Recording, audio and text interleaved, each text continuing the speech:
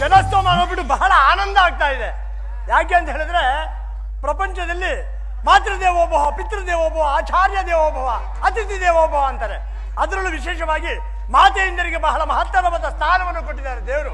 ಹೇಗೆ ಅಂದ್ರೆ ನಾವು ಜನ್ಮ ತಾಳ್ಬೇಕಾದ್ರೆ ಆ ತಾಯಿಯ ಗರ್ಭದಲ್ಲಿ ಆ ತಾಯಿ ಯಾವ ರೀತಿ ನೋಡ್ಕೊಳ್ತಾಳೆ ಅಂತ ಹೇಳಿದ್ರೆ ಗರ್ಭವನ್ನೇ ಗುಡಿಯಾಗಿರಿಸಿಕೊಂಡು, ರಕ್ತದಲ್ಲಿ ಅಭಿಷೇಕ ಮಾಡಿ, ಕರುಳನ್ನೇ ಹಾರವಾಗಿರಿಸಿಕೊಂಡು, ಪ್ರೀತಿ ಮಮತೆ ವಾತ್ಸಲ್ಯ ಸಂತೋಷದಿಂದ ಸಾಗಿ ಸಲ್ಲುತ್ತಾಳೆ. ಅಂತಹ ತಾಯಂದಿರಿಗೆ ನಮ್ರತೆಯ ನಮಸ್ಕಾರ. ಗುರುಗಳು ಹಾಗೂ ತಂದೆ ಇಬ್ಬರು ಒಂದೇ. ಯಾಕೆ ಅಂದ್ರೆ ಗುರುಗಳು ಶಿಷ್ಯಂದರಿಗೆ, ತಂದೆ ಮಕ್ಕಳಿಗೆ ತಾವು ಕಲಿತ ವಿದ್ಯೆಗಳೆಲ್ಲವನ್ನು ಧಾರೆ ಎರಿತಾರೆ. ಅಂತಹ ಗುರು ತಂದೆಯರಿಗೆ ಹೃದಯಪೂರ್ವಕವಾದ ನಮಸ್ಕಾರ. ಪ್ರೇಕ್ಷಕರ ಮೊದಲ ಕಲಾವಿದರು. ಆ ಪ್ರೇಕ್ಷಕ ಕಲಾವಿದರಿದ್ದರೆ ಈ ಕಲಾವಿದರು. ಆದ್ದರಿಂದ ಪ್ರೇಕ್ಷಕ ಕಲಾವಿದರಿಗೆ ವಿಶೇಷವಾದ ನಮಸ್ಕಾರ. ವಶಿಷ್ಠ ಮಹಾಮುನಿಗಳು ಶ್ರೀರಾಮಚಂದ್ರ ಪ್ರಭುಗಳಿಗೆ ಯೋಗಾಭ್ಯಾಸವನ್ನು ಹೇಳಿಕೊಟ್ಟಿದ್ದಕ್ಕೋಸ್ಕರ ಅವರಿಗೆ ಮರ್ಯಾದೆ ಪುರುಷೋತ್ತಮ ಎಂಬ ಬಿರುದು ಬಂದಿದೆ. ಅದರಲ್ಲೂ ವಿಶೇಷವಾಗಿ ನಿರಂತರವಾಗಿ ಅವರು ಯೋಗಾಭ್ಯಾಸವನ್ನು ಮಾಡಿದಕ್ಕೋಸ್ಕರ ಅವರಿಗೆ ತಾಳ್ಮೆ, ಏಕಾಗ್ರತೆ, ಶ್ರದ್ಧೆ, ಭಯ, ಭಕ್ತಿ, ವಿನಯ ಇವೆಲ್ಲವನ್ನು ಪಡ್ಕೊಂಡಿದ್ದಾರೆ. ಅದು ಅಲ್ಲದೆ ಮಾತೃವಾತ್ಸಲ್ಯ, ಪಿತೃವಾಕ್ಯ ಪರಿಪಾಲನೆ, ಏಕಪತ್ನಿ ವ್ರತಸ್ಥ, ಭಾತೃವಾತ್ಸಲ್ಯ, ಪ್ರಜೆಗಳ ಪ್ರೀತಿ, ವಿಶ್ವಾಸ ಇವೆಲ್ಲವನ್ನು ಪಡ್ಕೊಳ್ಳೋಕೆ ಸಾಧ್ಯ ಆಯ್ತು. ನೋಡಿ, ನಾವು ಕೂಡ ಜೀವನದಲ್ಲಿ ಶ್ರೀರಾಮಚಂದ್ರ ಪ್ರಭುಗಳು ಮಾಡಿದಂತಹ ಯೋಗಾಭ್ಯಾಸವನ್ನು ಮಾಡಿಕೊಂಡು ಬಂದರೆ ಕೊನೆಯ ಪಕ್ಷ ನಮ್ಮ ತಂದೆ ತಾಯಿಗಳಿಗೆ ನಾವು ನೋಡ್ಕೊಳ್ಳೋಷ್ಟು ತಾಳ್ಮೆ, ಏಕಾಗ್ರತೆ ನಮಗೆ ಸಿಗುತ್ತೆ. ಆದ್ರಿಂದ ಶ್ರೀರಾಮಚಂದ್ರ ಪ್ರಭುಗಳು ಮಾಡಿದಂತಹ ಆಸನಗಳಲ್ಲಿ ಒಂದೆರಡು ಆಸನವನ್ನು ಪ್ರಸ್ತುತಪಡಿಸೋದಕ್ಕೆ ಪ್ರಯತ್ನ ಪಡ್ತೀನಿ.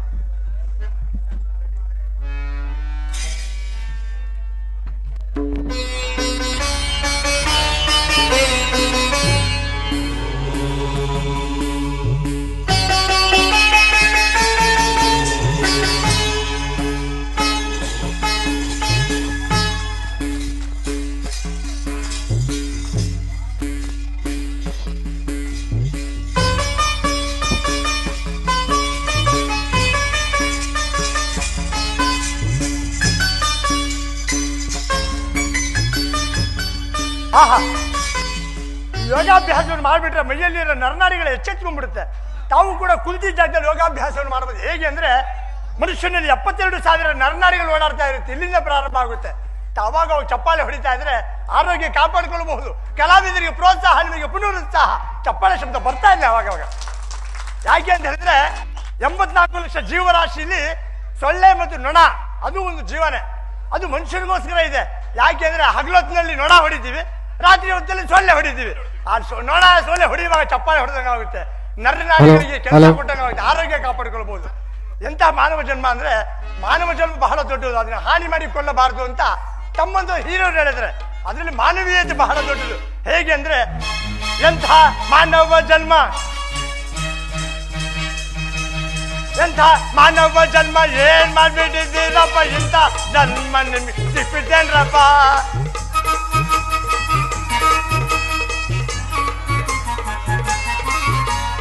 ಎಂಥ ಮಾನವ ಜನ್ಮ ಏನ್ ಮಾಡ್ಬಿಟ್ಟಿದ್ದೀರಪ್ಪ, ಇಂಥ ಜನ್ಮ ನಿಮ್ಗೆ ಸಿಕ್ಬಿಟ್ಟೇನ್ರಪ್ಪ.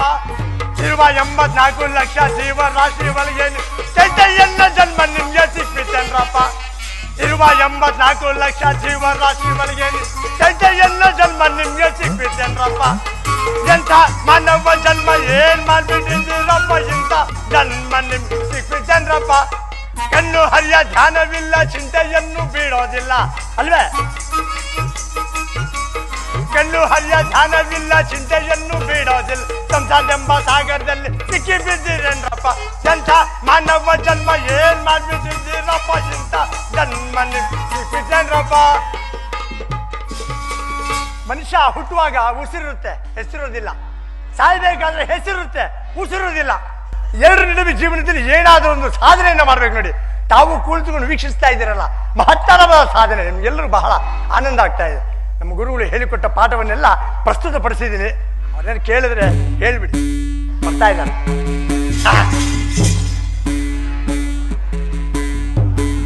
ಏನಯ್ಯ ಹೇಳಿಕೊಟ್ಟ ವಿದ್ಯೆಯ ಪ್ರದರ್ಶನ ಮಾಡಿಬಿಟ್ಯಾ? ಹೌದು ಗುರುಗಳೇ, ಬ್ರಾಹ್ಮಣರ ನೀವು ಹೇಳಿದ್ರಲ್ಲ, ಬ್ರಾಹ್ಮಣರ ಹುಟ್ಟಿದ ಮೇಲೆ ವಿದ್ಯಾಭ್ಯಾಸ, ಶಾಸ್ತ್ರಾಭ್ಯಾಸ, ಯೋಗಾಭ್ಯಾಸ ಇವೆಲ್ಲವನ್ನು ಮಾಡಬೇಕು ಅಂತ ಹೇಳಿದ್ರಲ್ಲ, ಎಲ್ಲ ಮಾಡಿದ್ದೀನಿ ಕೇಳಿ.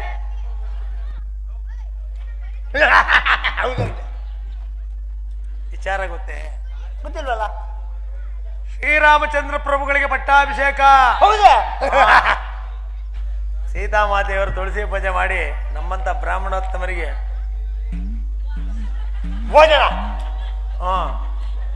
ಭೋಜನ, ಬಹುಮಾನ, ಉಡುಗೊರೆ ಎಲ್ಲ ಕೊಡ್ತಾರೆ. ಸಮಾಧಾನ. ಗುರುಗಳೇ, ಒಂದು ಕೇಳ್ಬೇಕಾಯ್ತಲ್ಲ, ನೀವು ಅವತ್ತು ಹೇಳಿದ್ರಿ ಒಳ್ಳೆ ವಿಚಾರಗಳು ತಲೆ ಹೊಳಿಬೇಕಾದ್ರೆ ತಲೆ ಕೆಳಗೆ ಮಾಡ್ಬಿಟ್ಟು ಕಾಲು ಮೇಲೆ ಮಾಡಿದ್ರೆ ಒಳ್ಳೆ ವಿಚಾರ ತಲೆ ಹೋಗುತ್ತೆ ಅಂತ.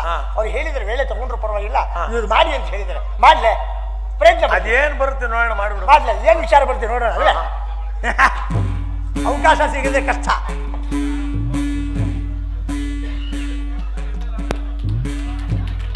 ಇವೆಲ್ಲ ನಾನು ಸಾಕಷ್ಟು ಬಿಟ್ಬಿಟ್ಟಿದ್ದೀನಿ. ಯಾಕಂದ್ರೆ ವಯಸ್ಸಾಯ್ತಲ್ವೇ, ಅದಕ್ಕೆ ಮಾಡಲ್ಲ.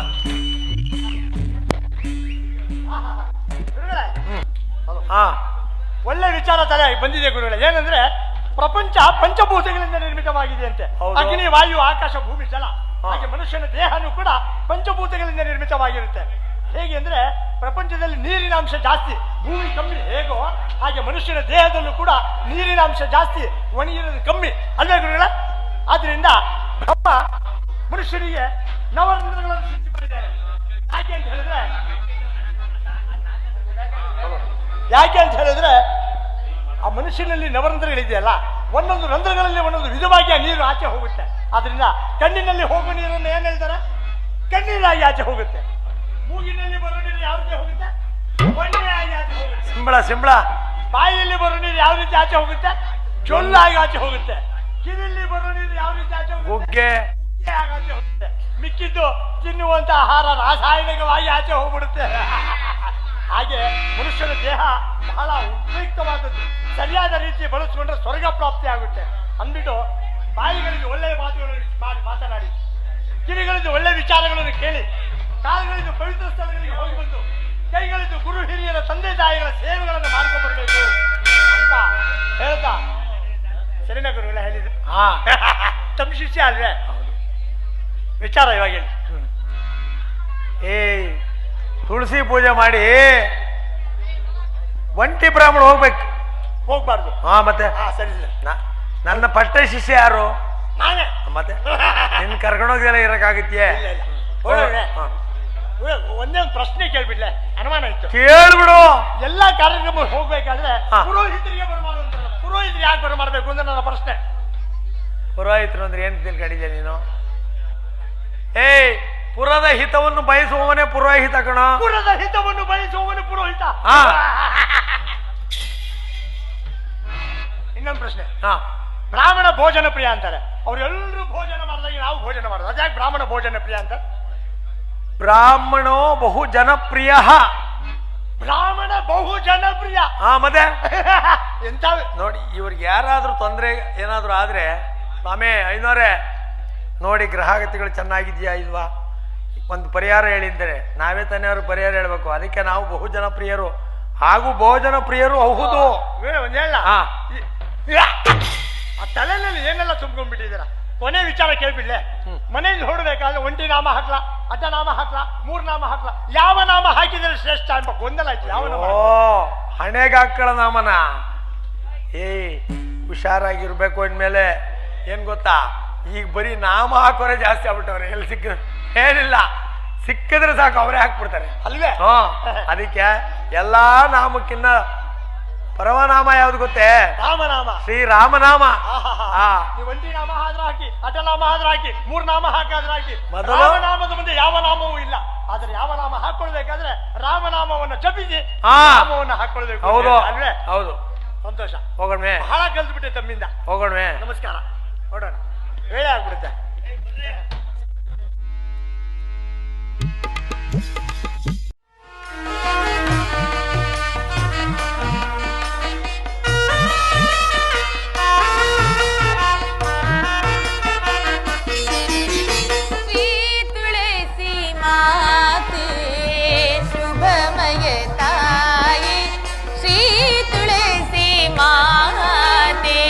शुभमय ताये शुभो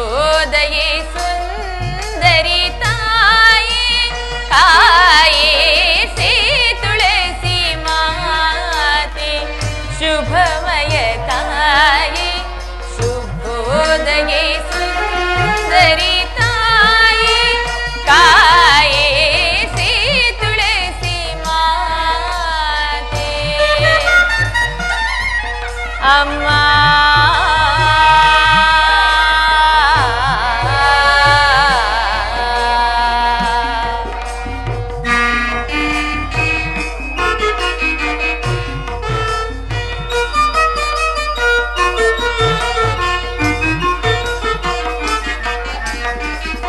ಮಾನಿತೆ ಮಂಗಳಾಂಗಿ ಶುಭಾಂಗಿ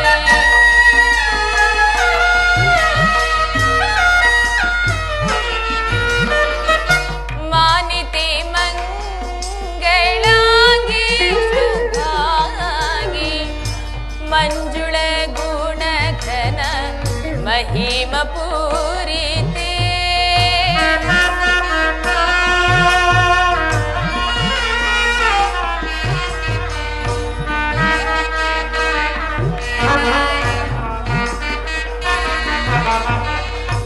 ಮಾನಿತೆ ಮಂಗಳಾಂಗಿ ಶುಭಾಂಗಿ ಮಂಜುಳ ಗುಣಘನ ಮಹಿಮ ಪೂರಿತೆ ಭಾಗ್ಯ ಪ್ರಧಾತೆ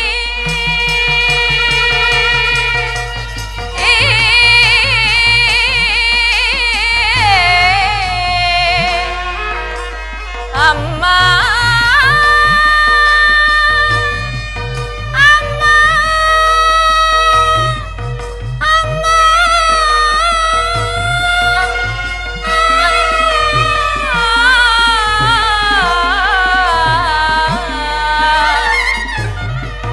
ಅಮ್ಮ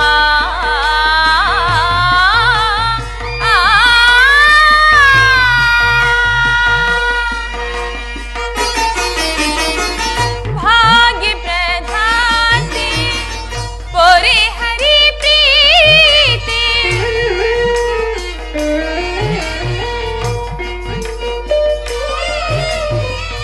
ಭಾಗ್ಯ ಪ್ರಧಾತೆ ಪೊರೆ ಹರಿ ಪ್ರೀತಿ ಸುರಮುನಿ ಪೂಜಿತೆ ಶ್ರೀ ಕುಲ ದೇವತೆ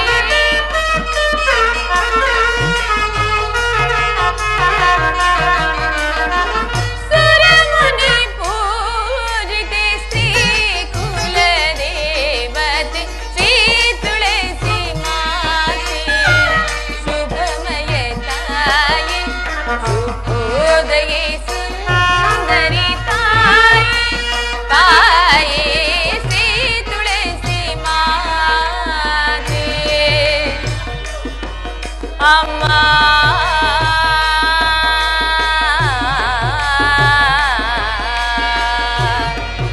ಅಮ್ಮ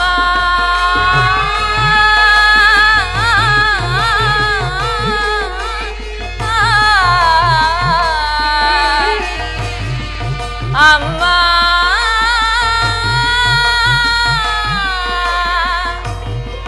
ಅಮ್ಮ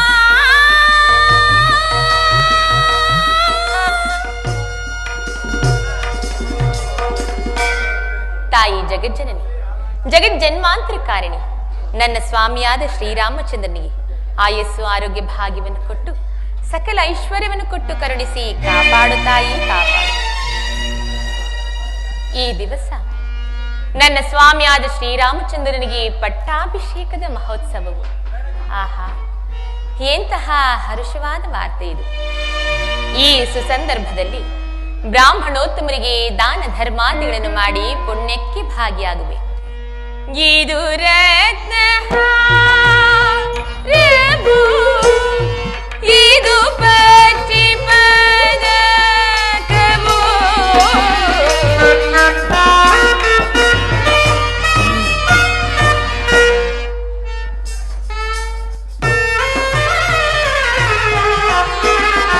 ಇದು ರತ್ನ ಇದು ಪಚ್ಚಿ ಪದಕವು ಹರುಷದಿ ನೀಡುವೆ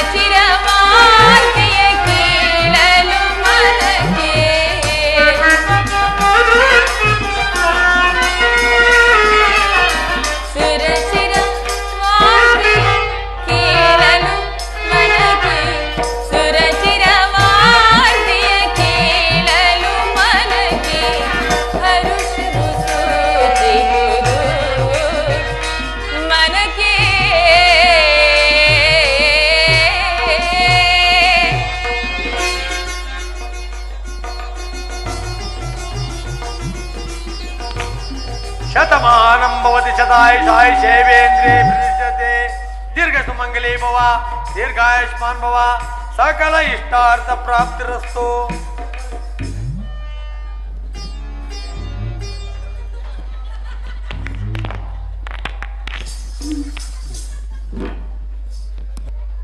ಜಾನಕಿಯು ನನಗೆ ಪಟ್ಟಾಭಿಷೇಕವೆಂದು ತಿಳಿದು ಭೂಸುರೋತ್ತಮರಿಗೆ ದಾನ ಧರ್ಮಾದಿಗಳನ್ನು ನೀಡಿ ಪುಣ್ಯಕ್ಕೆ ಭಾಗಿಯಾಗಿರಳು. ನನಗೊದಗಿರುವ ಈ ಅಮಂಗಳ ವಾರ್ತೆಯನ್ನು ಈಕೆಗೆ ಹೇಗೆ ತಿಳಿಸಲಿ? ಸೀತಾ, ಸೀತಾ. ಸ್ವಾಮಿ,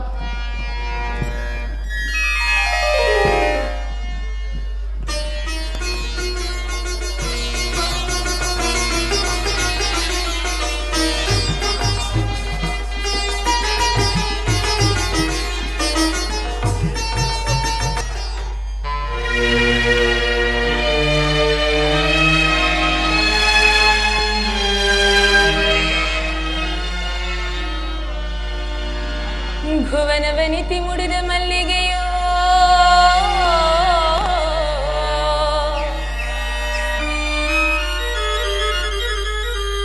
ಧರಿಯನ್ನು ಧರಿಸಲವತರಿಸಿದ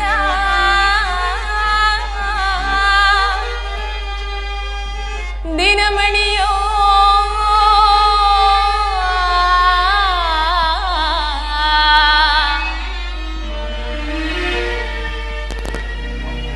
ರಾಮ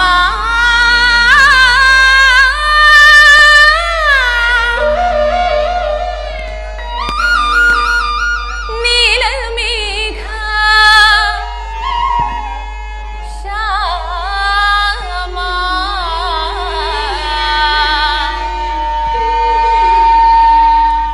ಸುವಿಚಾರಶೀಲ ನೀಲಕುಂತಳ ವಿಶಾಲ ಫಾಲ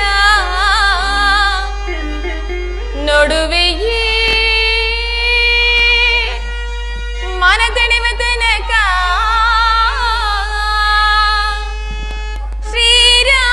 ಶ್ರೀರಾಮನಿಗಿಡುವೆ ಕಸ್ತೂರಿ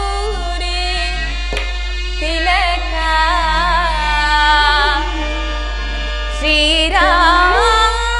ಶ್ರೀರಾಮನಿಗಿಡುವೆ ಕಸ್ತೂರಿ ತಿಲಕ.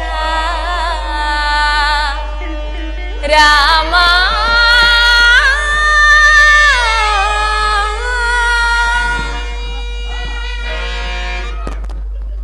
ಸ್ವಾಮಿ, ಸೀತಾ,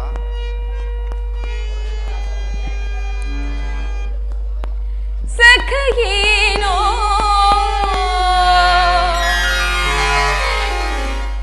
ಸಂತೋಷ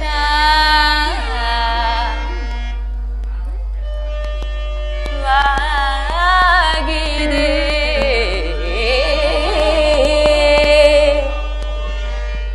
ಪ್ರಾಣೇಶ್ವರ, ಸೀತಾ. ಸಖಗೇನೋ ಸಂತೋಷವಾಗಿದೆ.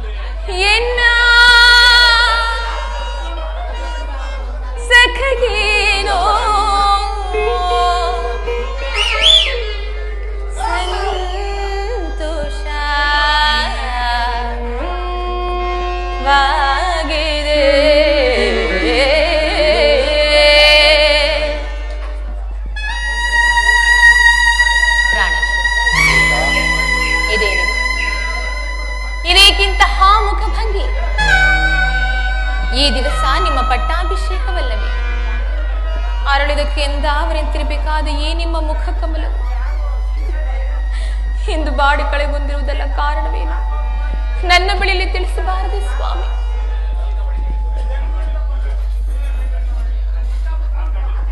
ಪ್ರಾಣೇಶ್ವರ, ಸೀತಾ, ಏಕೆ?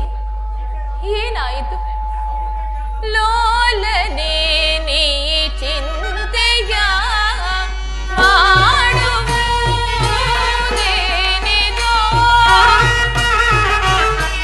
ಸ್ವಾಮಿ.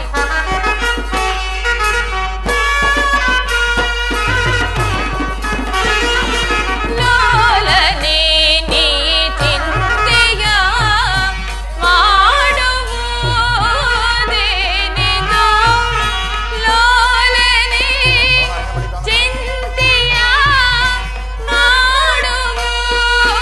ಮಾಡುವುದೇನಿದೋ ಸ್ವಾಮಿ. ಏನಾಯಿತು?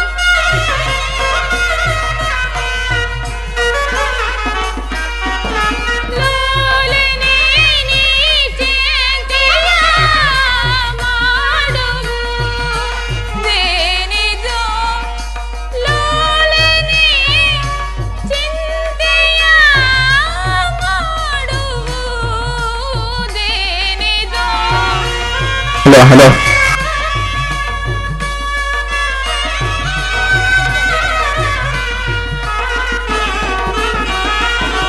ಜಾಲವಾ ಮಾಡದೆ ಸ್ವಾಮಿ, ಜಾಲವಾ ನೀ ಮಾಡದೆ, ಜಾಲವಾ ನೀ ಮಾಡದೆ,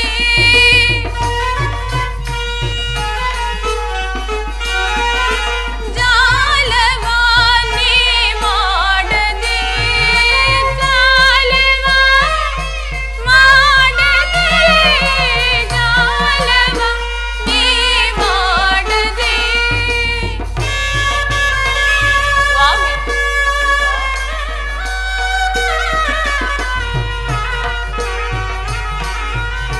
ಜಾಲವಾ ಮಾಡದೆ, ಜಾಲವಾ ನೀ ಮಾಡದೆ, ಬೇಳೆಯೇ ಬಾಳೆಯೇ ತಾಳೆಯೇ ರಮಣ, ಬೇಳೆಯೇ ಬಾಳೆಯೇ ತಾಳೆಯೇ ರಮಣ, ಬೇಳೆಯೇ ಬಾಳೆಯೇ ತಾಳೆಯೇ ರಮಣ, ಏತಕ್ಕೆ ನೀ ಚಿಂತಿಪೆ, ನೀನೇತಕ್ಕೆ ನೀ ಚಿಂತಿಪೆ ಸ್ವಾಮಿ. ರಮಣ,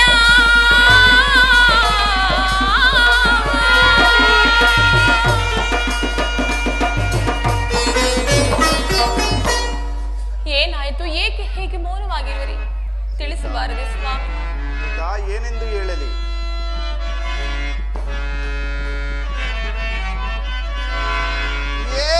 ಏನ ಪೇಯೆ ಹೇಳಲಿ?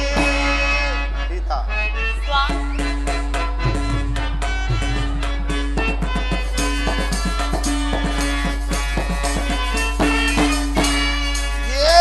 ಏನ ಪೇಯೆ ಹೇಳಲಿ?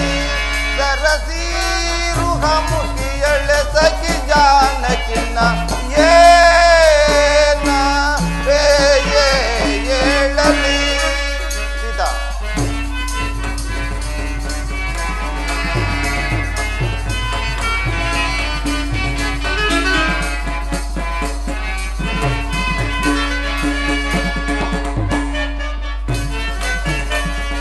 ಸಿತ ದಶರಥ ತಾನು ಸುತ ಭರತನಿಗೆ ರಾಜವನ್ನು. ಸೀತಾ, ಸ್ವಾಮಿ, ಇದೇನಿದು? ಹೇಗೆ ಹೇಳ್ತೀರಿ? ಸಿತ ದಶರಥ ತಾನು ಸುತ ಸುತ ಭರತನಿಗೆ ರಾಜ್ಯವನ್ನು ಅತಿಶಯದಿಂದಿದ್ದನು ಕೇಳಿಸುತ್ತೆ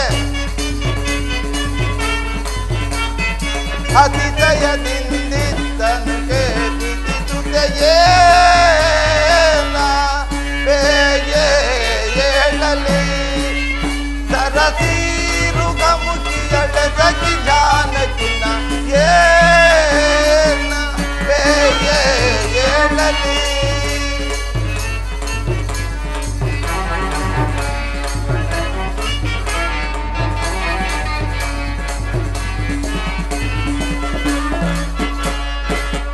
ಜನಕನು ಎನ್ನನು ವನಕ್ಕೆ ಹೋಗೆಂದನು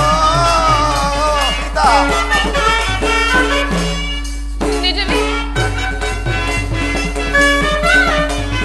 ಜನಕನು ಎನ್ನನು ವನಕ್ಕೆ ಹೋಗೆಂದನು ವನಕಾಟೆಯ ನಿಂತನು ಕೇಳಿಸುತ್ತೆ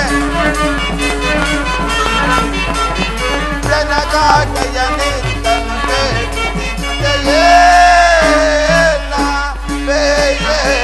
ಏಳಲಿ ಸರಸೀರುಗ ಮುಗಿಯಳ ಸಖಿ ಜಾನಕಿನ ಏಳಲಿ.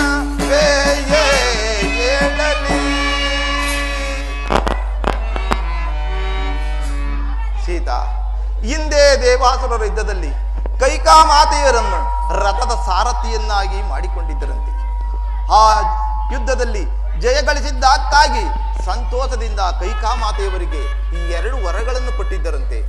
ಏನೆಂಬುದಾಗಿ ಸ್ವಾಮಿ? ಮೊದಲನೆಯ ವರಕ್ಕೆ ನನಗೆ ನಿಶ್ಚಿತವಾದಂತಹ ಪಟ್ಟಾಭಿಷೇಕವನ್ನು ತಪ್ಪಿಸಿ ತನ್ನ ಮಗ ಭರತನಿಗೆ ಆಗಬೇಕೆಂತಲೂ. ಪ್ರಾಣೇಶ್ವರ.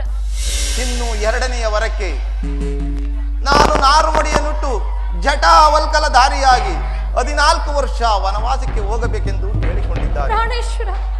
ಸೀತಾ, ಅದರಂತೆ ನಾನು ಈ ದಿನವೇ ವನವಾಸಕ್ಕೆ ಹೊರಟಿದ್ದೇನೆ. 14 ವರ್ಷ ವನವಾಸವನ್ನು ಮುಗಿಸಿಕೊಂಡು ಬರುತ್ತೇನೆ.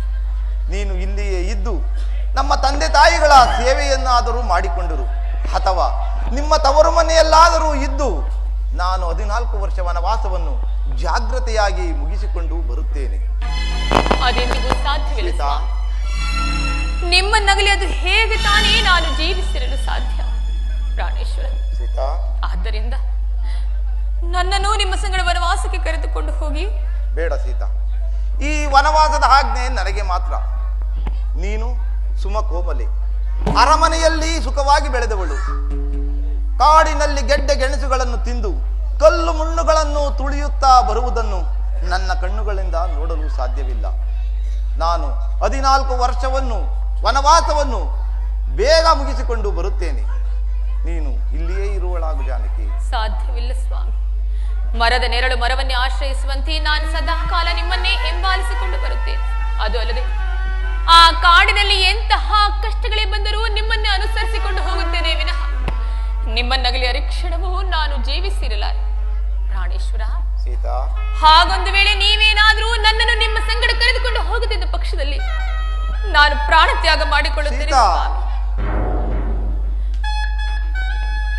ಸೀತಾ, ವಿಧಿ ಇಚ್ಛೆ ಇದ್ದಂತಾಗಲಿ. ನಡೆ, ತಂದೆ ತಾಯಿಗಳ ಆಶೀರ್ವಾದವನ್ನು ಪಡೆದು ವನವಾಸಕ್ಕೆ ಹೊರಡೋಣ.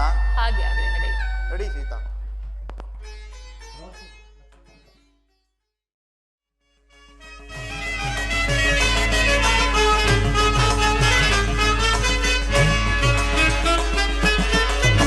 ರಾಮಚಂದ್ರ ರಘುವೀರ ಜಯ ನಿಜೆ ಅಗಹರ ಪರಮ ಕೃಪಾಳೋ ಸಕಲ ಲೋಕದೊಡೆಯ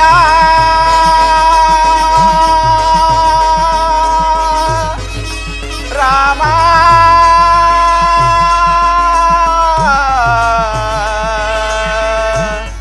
ರಾಮ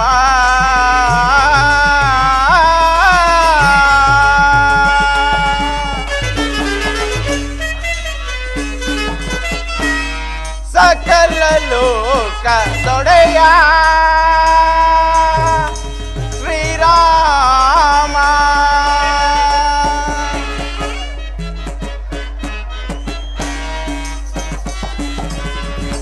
ಸಕಲ ಲೋಕ ದೊಡೆಯ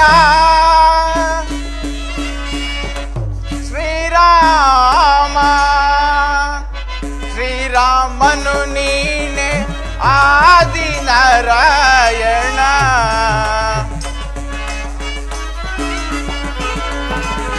ಶ್ರೀರಾಮನು ನೀನೆ ಆದಿ ನಾರಾಯಣ ರಾಮಚಂದ್ರ ರಘುವೀರ ದಯಾನಿದೆ ಅಗಹರ ಪರಮ ಕೃಪಾಳು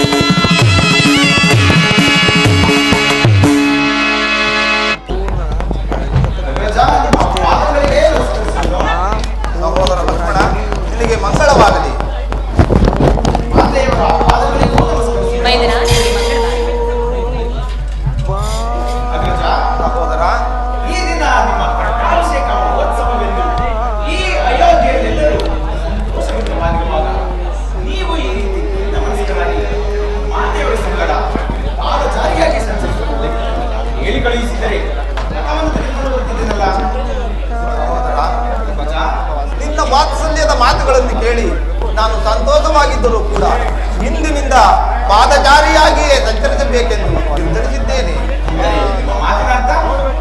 ಸಹೋದರ, ಹಿಂದೆ ದೇವಾಸುರರ ಯುದ್ಧದಲ್ಲಿ ಕೈಕಾಮಾದೇವರಿಗೆ ತಂದೆಯವರು 2 ವರಗಳನ್ನು ಕೊಟ್ಟಿದ್ದರಂತೆ. ಆ ವರಗಳನ್ನು ಮಾದೇವರು ಈ ಸಂದರ್ಭದಲ್ಲಿ ಕೇಳಿಕೊಂಡಿದ್ದಾರೆ.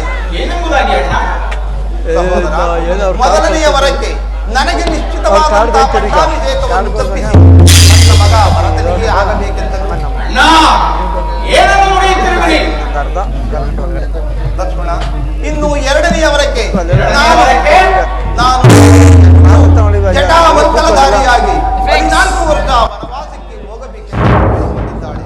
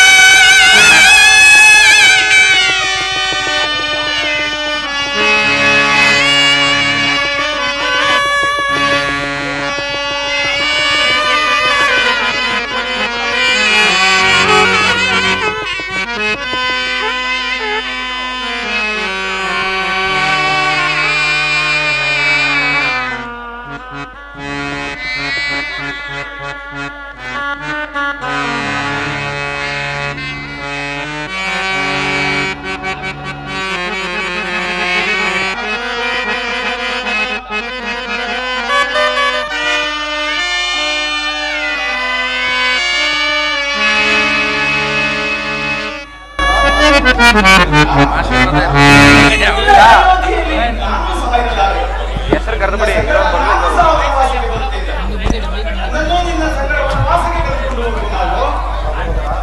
ನೀನು ಕೂಡ ವನವಾಸಕ್ಕೆ ಇಂತರಾದ ತಂದೆ ತಾಯಿಗಳನ್ನು ನೋಡಿಕೊಳ್ಳುವವರಾಗು. ಮಾತಾ ಪಿತೃಗಳ ಸೇವೆಯನ್ನು ಮಾಡಲು ಭರತ ಸಿದ್ಧರಿರುವುದು ಮೇಲಾಗಿ ಕೈಕ ಮಾತೆಯ ನಾನು ಸಹ ನಿಮ್ಮ ಲೋಕಿ ಕನ್ನಡ ಅಗ್ರಜ, ಲೋಕಿ. ಆನಂದವನ್ನು ಕೊಂಡೊಯ್ದ ಪಕ್ಷದಲ್ಲಿ ನಾನು ಈಗಲೇ ಅಗ್ನಿಪ್ರವೇಶವನ್ನು ಮಾಡುತ್ತೇನೆ. ಏನೋ ಒಂದು ನೋಡ್ಕೊಳ್ಳೋಣ ಜಾನಕಿಗೂ ಕೂಡ ನನ್ನ